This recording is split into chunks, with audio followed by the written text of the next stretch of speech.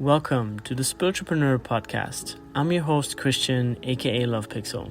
And in each episode, we sit down with spiritual entrepreneurs sharing their knowledge, wisdom, and tools on their path to authentic success. Let's dive in.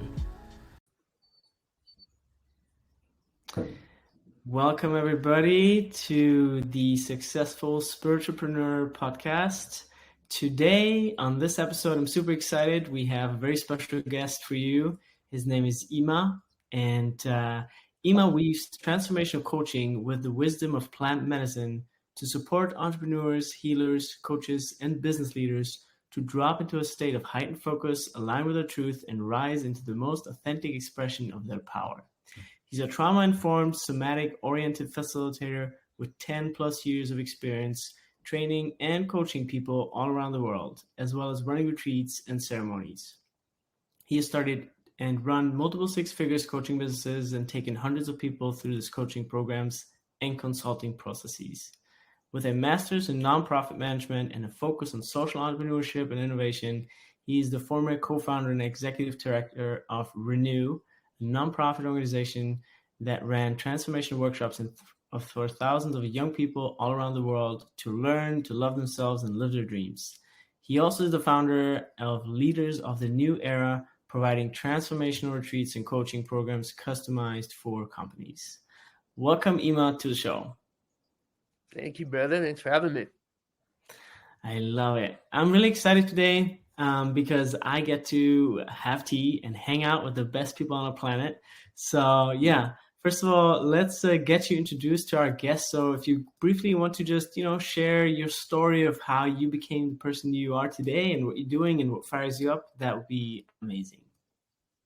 Yeah, absolutely. So like you shared in the bio, a lot of the work actually started in working with kids. It's like my journey and my path led me to really coaching transformational workshops, camps, summits in East Africa, in Tanzania, which then led me to pursue my master's degree and got me into the entrepreneurship space. And this was in Arizona, really like carving into the new entrepreneurial incubators here in Arizona. And I'm from Sedona, which is where I'm at now. And from there is the path continued to wind and turn. That led me to, speaking on stages in different places around the world and shifting the coaching work to adults. And so the life coaching became business coaching, the business coaching, and this weaves into the path about 7 or 8 years ago, where plant medicine came into my life in a really beautiful way. And so it was kind of running concurrently alongside all of the coaching work.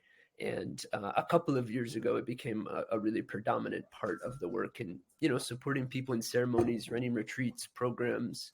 And now, as we integrate all the aspects of our life, everything has really beautifully come together. And I'd say like all the worlds have merged into one, which sometimes can take some time in the entrepreneurial journey, as we know. And so in the merging of worlds, now everything is consolidated into really many offerings, but one expression. And what it looks like in this last piece you shared is it's really well expressed in this new organization, Leaders of the New Era, which is customized plant medicine retreats, programs, and one-on-one coaching for businesses and companies. And so, the path has taken me in different directions, my own healing, supporting people in their healing, building lots of different businesses, right? I'm an entrepreneur. I'm also a manifestor in human design. So there's always something new coming out of me. And so what I'm really passionate about is, and I always have been, is just helping people bring their ideas to life, right? Like supporting people with their innovation. Sometimes I call myself a spiritual midwife for spiritual entrepreneurs. It's like whatever that idea is, probably similar to you. It's like in its own way, helping somebody bring it to life by birthing it. And sometimes the birthing process is where I feel like my mastery comes through. So yeah, that's a little bit about me in a short way. I love it. That's great. Fantastic. And so I had a question about what do you mean by the merging of worlds?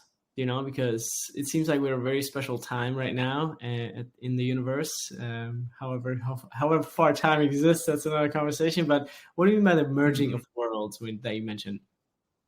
Yeah, we won't go too deep down the rabbit hole with that one, but I'm sure we probably could if we wanted to. In that case, what I mean is, although it's a really good question, for me, I can, especially in entrepreneurship, they say specialize your skills. Yeah, like it's useful to be a specialist. What I find is also true is that people are really multidimensional, and like source, spirit, God, goddess, however you put the name on the label, will lead us down different tracks of passion. And ultimately, what we choose to do and offer as our work is up to us. And I see this with other people in my own life. It took me down very specific tracks. And when I was inside of the track with a narrow focus, I thought that was going to be the only thing. So when I was supporting teenagers, I thought this was the rest of my life. When I was supporting adults with coaching, I thought this was the rest of my life. When I was a business coach, I thought this was the rest of my life. In this last couple of years, when I'm running retreats and holding plant medicine ceremonies, I thought this was the rest of my life. For some Wow. reason, we put on these blinders, and I think it's helpful. From to some extent, we become really focused. But when I say the merging of worlds, I mean the I would say the satisfaction. It's a very satisfying feeling of having everything make sense and come together in one, because now I'm able to combine the ceremonies, the work and the Mm. business coaching, the support of the entrepreneurs, even now weaving in again the support and for children and teenagers, which is not yet something I've shared yet, but it's sometimes you wait for the things that you're passionate about to come back to the forefront. You don't know, that's the mystery. How are they going to come in? They leave for a season and then they're always going to come in. And so, I always tell people be patient, but there's always like some influence up there is designing and weaving the web in a way that I think we don't fully understand. And so it's good to just listen and be patient and trust that, um, okay, I did this for a reason. I see that a lot of entrepreneurs, right? It's like almost like shaming themselves. Why did I go down this like long path, right? Some people will go, why was I in corporate America for 10 years? Or why was I building websites for 15 years? Or why was I coaching people? It can be easy to ask when you don't understand why you're in something. It's like being in a long relationship and then ending it. Mm. You don't understand, why did I go through this? And so there's a lot of healing when and a lot of purpose gets created when you merge the worlds together. And so it's also something I think that's like useful coaching work for people, supporting people in merging their worlds. Yeah. Yeah, I love that. I see that in my work too as a designer and, owner here at Love Pixel Agency, that the more you're able to visually, as a designer, everything's about visuals, visually represent the layers of people, the more depth the brand becomes, the more depth you can communicate visually. And the more depth you can communicate visually, that's still understandable, because sometimes you can also create crazy artworks that don't really serve a purpose. But if you can create depth within something that's understandable for a person on the outside, then um, that really communicates somebody's multi-dimensionality, and somebody's just, wow, this is a well-rounded, wise old soul, So I can totally Mhm. relate to that from my field of work. And I think as life goes on, it's just really beautiful that you brought that up, because I think, yeah, a lot of people say, oh, why did I do this? Why did I do that? I think at the end of the day, it just adds another layer, and it can possibly be a very beautiful one. You're right. If you choose Mhm. to make that a part of what you do now, somehow, it doesn't have to be the main focus, but somehow, how does that experience influence you now? So, Yeah. yeah, it's Yeah, it's it's really it's even true for me within my name, right? It's like I used to go by Adam, now I go by Ima. And there was a point for me in the branding process, even with you guys, it's like now I'm to the point where I would be able to explain and return back to the website and say, okay, because it requires, you can't present yourself.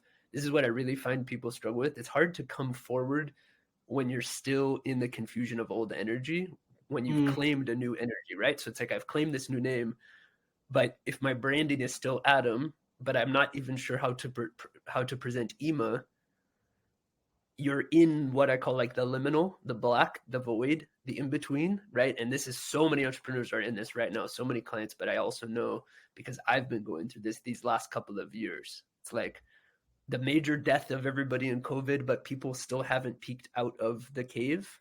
We're still not yet in the full rebirth.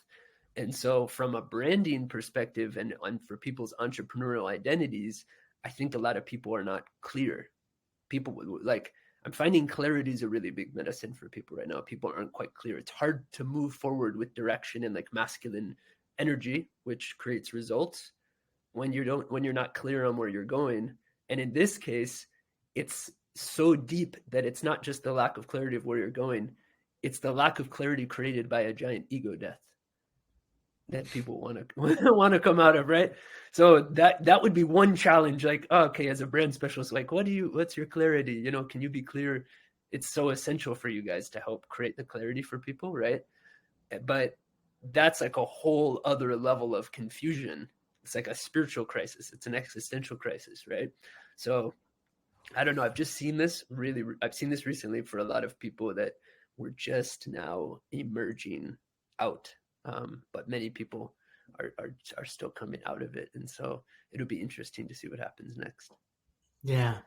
Yeah, I think collectively there's a big, it's just so much change going on that's everybody kind of like feels they're still part of the old game, but there's a new game on the table and everybody's trying to like readjust and so many levels, not just spiritually, but also technologically, with AI coming through and all these kinds of new technologies that just really create a lot of question marks in people's heads, and Mm-hmm.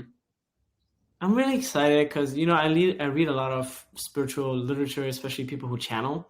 Mm. I feel very drawn to that type of material, and they always just say, "Listen, everything happens for a reason." It's such an accepting, stoic philosophy, and yeah, that always gives me reassurance because sometimes we make things so real in the world, like, oh my God, I have to be this person, I have to make this much money, and I have to do this and do that, and I want to do this and do that. You know what I mean? Mm-hmm. There's like, I don't know, I mean, a big book that influenced my spiritual journey was A Course in Miracles. And I'm not sure if Mm-hmm. you know about that book, but it talks all about how, the return to love, changing your perception from fear to love in any given moment. And really, if we're able to do that at any given moment with ourselves, with our mind, life gets so blissful. It's incredible. Mm-hmm. Mm-hmm. Yeah, I love this conversation. I'm just deciding how like deep to go into it, but I feel you on this piece of like how good I almost see it as like the playing with the barometer of like resistance, right? So I really resonate with what you said around coming forward, and then there's the AI pieces and there's these different things. But what I notice even within myself as a barometer is like that proves what you say is true is anytime you try to do something the way you might try to have done it like 2 years ago, it's not working. This is like true for so many people. Yeah, you're like, oh well, this is the way I used to run the business a couple years, or I used to run programs like this couple. So I've, and to be completely transparent, this is why I stepped away from the coaching industry in general, because there were already a lot of things that were not resonating with me. I could like feel the stagnation. It wasn't stagnant yet energetically. It was actually like flowing really well.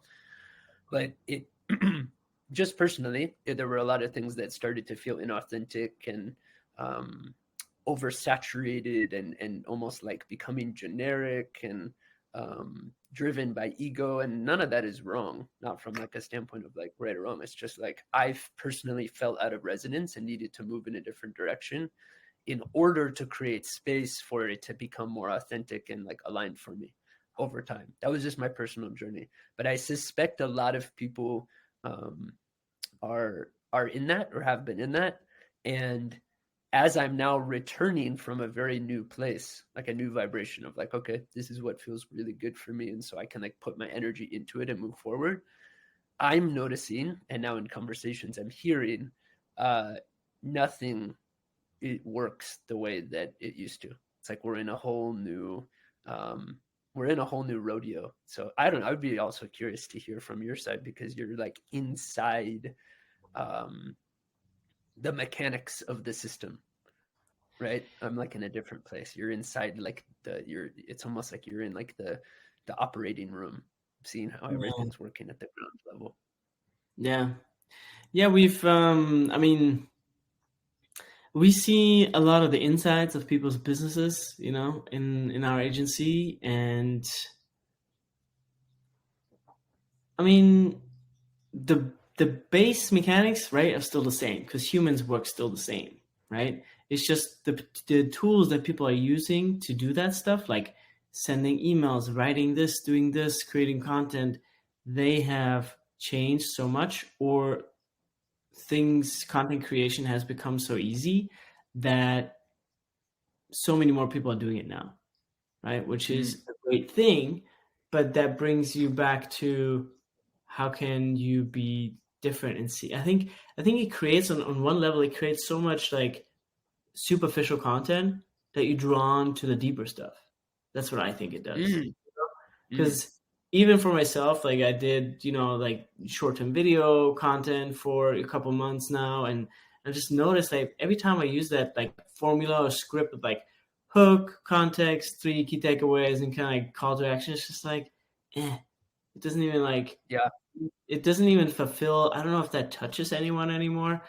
Mm, But on my soul level, I'm just like, why create that if it's so scripted? You know what I mean? mm. Is there something that like does move you more deeply, and do you like what do you think's like the if somebody was coming to you as like an entrepreneur of like, okay, how do I make my um not even how do I make myself unique because we already are unique, but how do like I align with where like the truth of where we're going? Yeah. Well, I think it always comes back to following your excitement. Because you follow your excitement, you are just being authentic to who you are in that moment and overall, right? Mm, Um, and on the business level, do something that you love doing. You love coaching people, you like love hanging out with people, do something around that. You love tea, do something around tea. You love what are the topics that you really resonate with, and this is really a great time to reposition yourself and relaunch something in the direction you actually want to go to if you're not doing that already, right? mm, mm-hmm, So I think, yeah, that's what it comes back to, because at the end of the day, if you're unique, like nobody's like you understand? Nobody's like Ima, nobody's like Christian. Like, I am such a unique person, and most people just know me for my web design skills. You understand? mm-hmm. But there's so much more. It's just that's just the surface level that what people know me for. And that's fine. But we can get to know each other deeper, and we can do other stuff together. You know what I mean? Yeah, they got to share a tea with you in person to really dig into the deeper layers. Yeah. And I think that is what a lot of people are doing on social media right now. Like, they're starting to have real conversations, deeper conversations. You know? Mm. Yeah, I've really noticed too, we're in the Aquarian age. And so without even needing to like talk about it with people, what I notice is like people really, I feel more drawn to collaboration, right? Aquarian's all about collaboration, community, changing things at the systems level, which is already my moon sign. So I'm more driven. I get very unexcited very fast if I create. I won't even create it, but even if I get invited into something where if I'm like trying to put my energy into like a surface shift, which might motivate other people. It's like I need to have the bigger systems level, process level, like dynamic revolution. Yeah. It's like that's the Aquarian energy is about, like creating revolution, creating really big change for where we're headed, but it can take longer. And so, but it's also at the communal level. So you have to, it's like encouraging us to work with other people, which has its own challenges. We're out of like individualistic. So I'm bringing this up because this I think is the business energetic that's playing out in business right now in entrepreneurship, and it's kind of counterintuitive, right? Entrepreneurship is all about being an entrepreneur, right? Solopreneur, and even though it sounds great being an entrepreneur in collaboration, I don't actually think people practically were figuring out in real time how to do it, right? Mm-hmm. It has a lot of tricky pieces because then you have to interface. And but what I found personally really exciting for myself is I've just decided, for example, with all of my clients, to just right off the bat invite in the collaboration. So it's like, even as we were talking before this podcast, it's like, oh, let's run a retreat together. Oh, it's like that, Mm. skipping all of the other steps for me with the client Wow. of like, here's what I'm gonna, and this is what I've been inviting in people. It's like, here's what we're gonna create, but like in the course of our coaching, we're gonna run this retreat together because it's gonna elevate your leadership skills. It's gonna give you a platform. I'm gonna push you onto the platform so that people can see what you're made of, if you wouldn't choose to do that by yourself. So instead of like walking with somebody to, it's like, no, this is what we're gonna do, and we're gonna do it together. And there's not gonna be any like pedestal or difference. It's gonna be like a complete split and a complete share. And personally, that's what I want, anyways.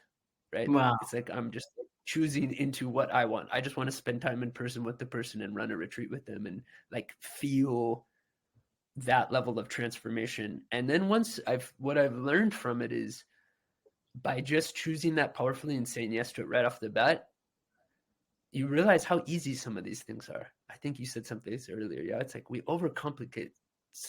But how easy is it, right, to just like jump on a plane to Florida, run a retreat? There's actually nothing complicated about these things. But somewhere, maybe in the virtual space or all the COVID energy, I don't know.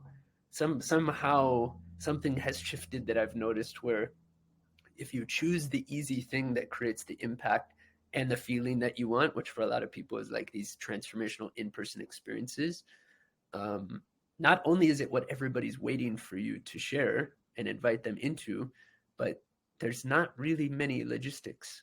There's not so many logistical complications. Something can be as easy as you want it to be. So I'm excited because I think that's what I'm noticing is where we're headed, is Hmm. like paring everything down to really simple, really impactful, really fun, right? Like really like enjoyable. Yeah. And finally meeting all these people in person we've been seeing on screens for 4 years. So if that's even the only thing for me, I'm stoked about it. I'm stoked on where things are headed. And maybe that's the answer to the confusion in the in between. Okay, yeah, you don't know what to do with your business right now. It's like a little bit confusing.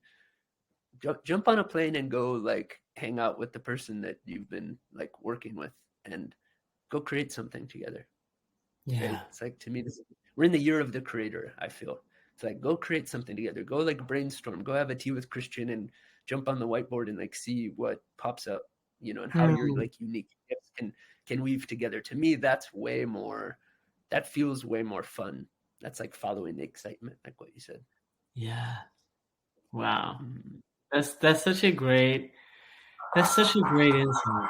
I really am so excited about that because I feel, yeah, you've literally just said what was on my mind for, these many months, and that I was in my, like, am currently in that transformation of like, okay, well, I kind of like mastered the web design systems piece, and I'm doing that still for so many clients, and I really just want to be with people, right? Let's hang out together. Let's create cool stuff together, because Mm-hmm. I like that. I like creating websites, but how epic would it be if we do it together? Mm-hmm. you know and Well, the I'm stuff. even picturing like, how cool would that be? I would do that. I would fly out to hang out with you for like a week, and then it's almost like you just bring in your person that does the video to capture it, like as a ninja, right? So that it's like not noticing, and then organically you like turn the process upside down. So now, instead of like trying too hard to think of what to create together, we're really just in the play and the fun and the exploration and the co-creation. And then as a result, you'd probably be like, oh, hey, by the way, Ima, this is the video that got created for you. How would you like to use this? Like, to me, I would really vibe with that, because you could create like a little mini documentaries, mini reels, uh, you know, almost like an exploration of the brand of who is Ima, but in a way that was like so unscripted and so organic, just because I showed up with you in person. Yeah, it's like an immersive brand retreat deep dive that's like very unlogical. Not really how people do this, where it's picking the left brain, but just like drinking tea and being in the right brain, and like, having fun spiritual conversations like this. Yeah.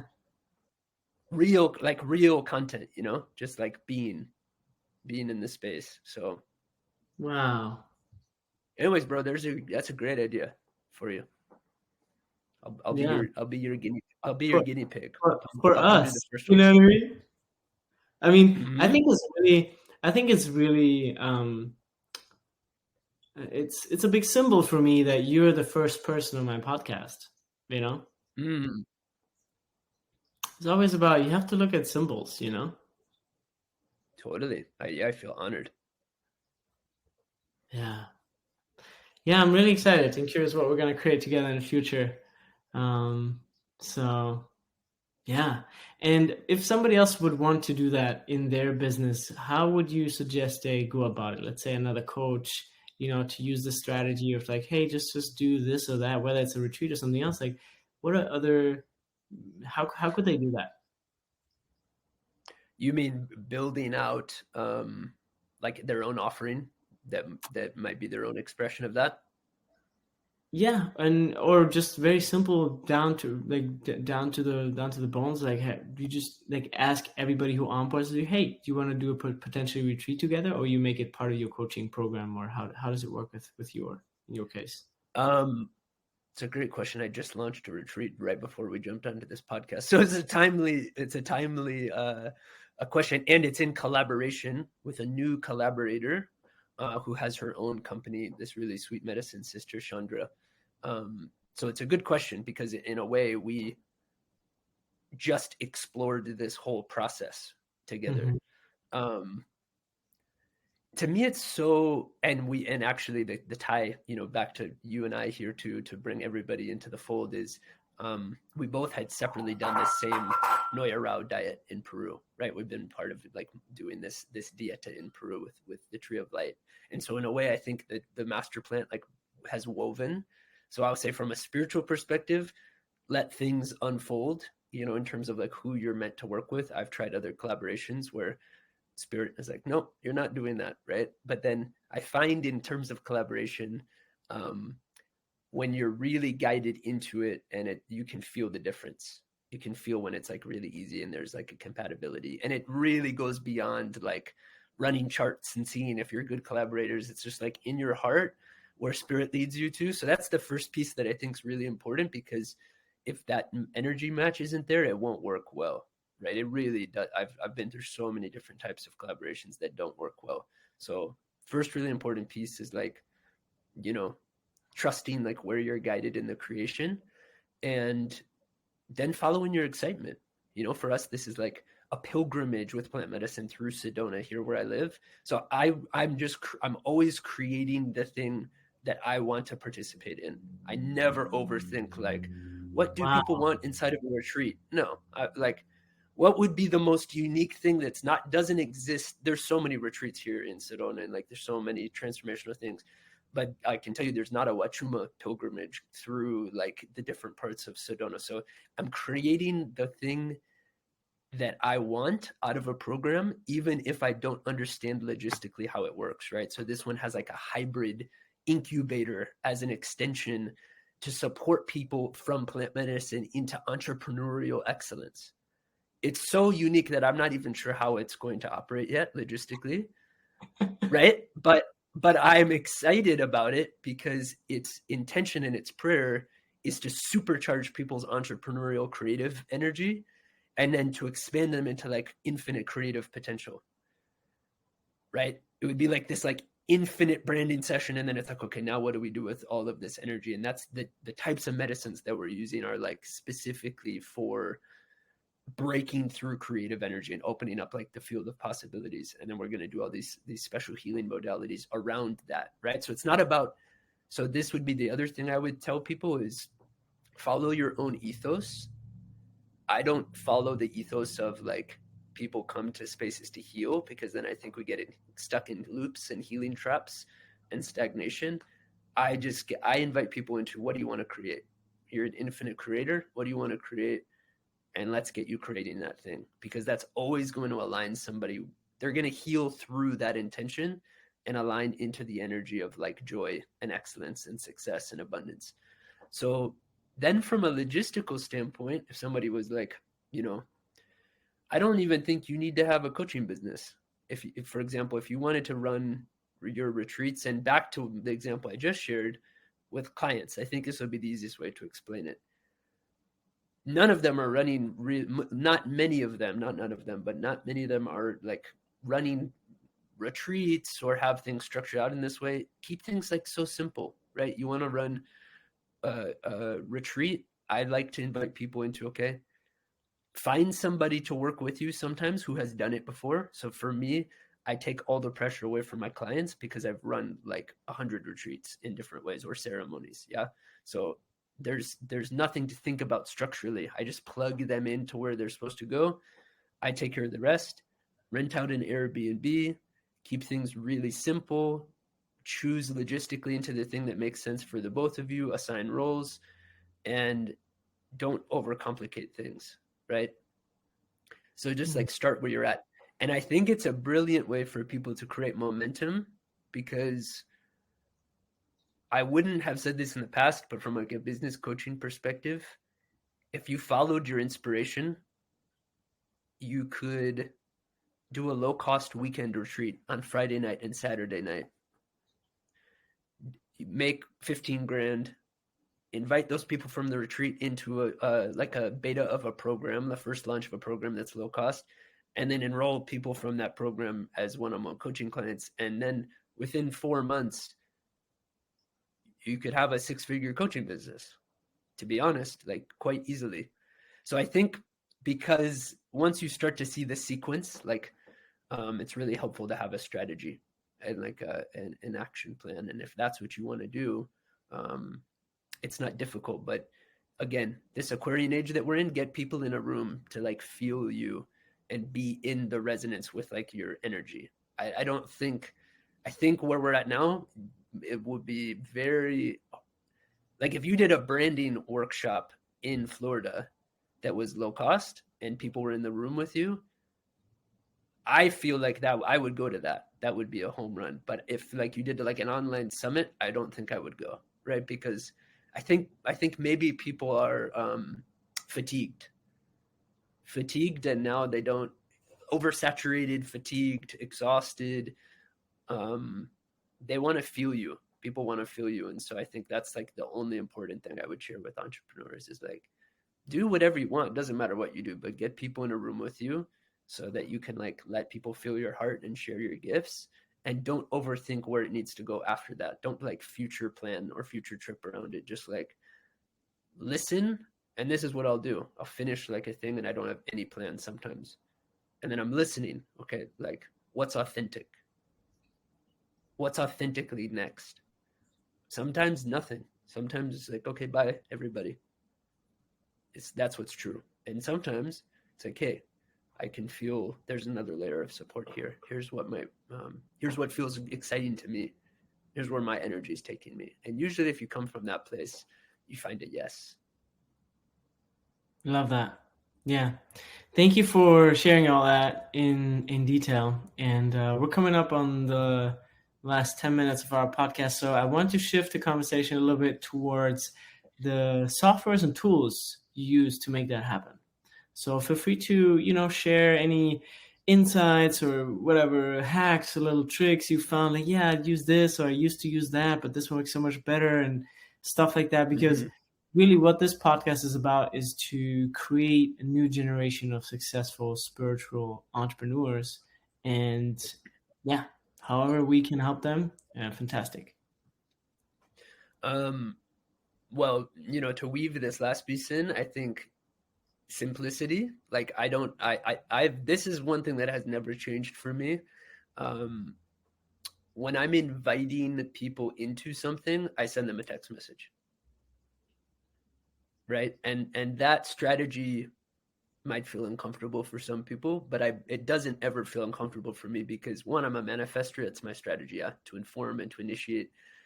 So it's not necessarily everybody's strategy, but for me, from people appreciate intimacy and connection, right? It's just like develop relationships.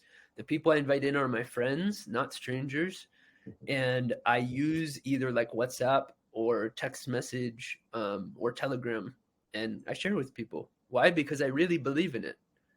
There's no reason for me to not feel confident in bringing somebody into something because the creation is amazing. I would want to be a part of it. So if you're authentically creating something you would want to be a part of, then I intuitively, okay, like, and I'm not sending messages to everybody, right? It's like intuitively, who is supposed to be a part of this?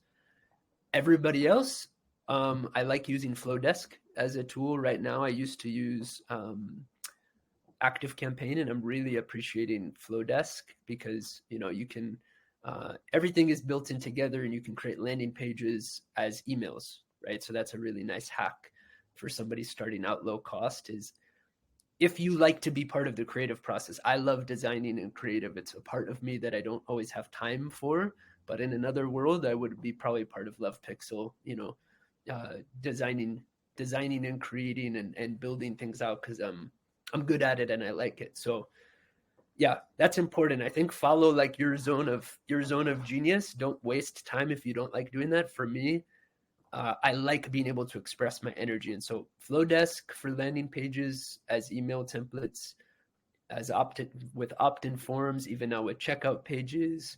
Um, that's pretty much it. I don't really use many systems. I find that most people just find me. Um, it's super simple. Yeah. It's like create on Canva, share as messages and through email. And like to me, stick where people know that you're at and don't spread yourself too thin in like too many places. I love that. Well, And with get that, yourself a Love Pixel website. Obviously, like that goes without saying. Get yourself a Love Pixel website. get yourself a Love Pix website. Yeah, people come to us when they're ready. It's all good, And I think, I mean, even like anybody who's in my field that started out, I think most people built a website themselves when they start out, and it's totally fine. And then once your ecosystem has grown, once you had multiple offers, once you need just more system in your ecoverse, then you build it. But in the beginning, you don't need a lot of systems. It's better if it's simple. I So agree, and I think to the clarity point from before, it's like I had to learn that lesson as an entrepreneur, right? Of like overgrowing, overbuilding the team before, and then you don't know like what to tell people to do. You're trying to like invest into websites, and it actually creates more, probably, like from your perspective, it's like more work for people when you're like not clear with them, and that can be like a symptom of trying to grow too fast, right? So good to be clear and experiment. I think that's inherent to entrepreneurship. Yeah, it's good to experiment and like create a bunch of things and then be like, oh, this is who I am, and then hand it off to the person who's helping you grow. sweet. I love that. And yeah, with that, I think it's a wrap. And I would love for people to get in touch with you. So if you have any, links, websites, etc., you want to share with us, that's I think a good time to do. Totally. Yeah. I think easiest way to do it right now is just Instagram at Eagle and Condor. You can just follow me there, send me a message, and yeah, looking forward to connecting with people further. Sweet. Amazing. And one last question, because I'm personally intrigued, so I have to ask it. Why Eagle and Condor? Yeah, I just made a post about this yesterday. So if people want like the deep dive story, funny enough, um, what I shared in the post, the eagle and condor is the eagle and condor prophecy. So it tells about the eagle and the condor flying together in the sky, the north and the south, which is representative of us in the north, like almost the technology of the north, and the wisdom and the medicine of the south, the condor of the south and the eagle of the north. And so the prophecy says that like symbiotically we're like ushering, which is now, we're ushering into this era where the only way is to like work together in order to fly together in the sky. So we will need, and you're seeing it happen, right? The plant medicines of the South and the Amazon emerging out of the jungle after thousands of years. But also, how do we symbiotically support, instead of taking advantage of the resources of the South, how do we, instead of using our technology to overpower and overdominate, come together to create like a better future? And so this was part of something that people have their own interpretation of what it's going to look like. I believe it's happening now. The perspective I have actually is that how do we leverage the businesses and the innovators and the entrepreneurial spirit of the North, all of this like eagle energy, this creative, more masculine energy that brings things into form, but influenced by all the culture and the wisdom and the medicine of the South, like using that inherent deep feminine wisdom that's connected into the earth. What would our businesses and our future look like if we created with like an altar of the South and the medicine infusing into the creative, innovative energy of the North? What businesses would we create if that was the foundation? What change would we create, and would we ignite? How would we run our businesses sustainably to benefit the planet and support the people and the children, right? Instead of this old hyper masculine, old paradigm, bad for the earth, unsustainable approach that is the shadow side of capitalism.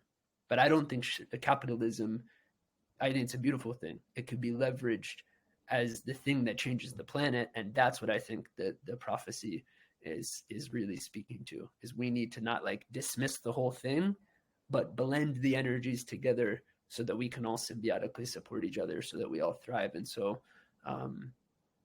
yeah, that's eagle and condor. It's representative of the prophecy. It's also the balance of the masculine and the feminine, and it has revealed itself. I didn't know when I chose that handle why I was choosing it, to be completely honest, and I talk about that in the post.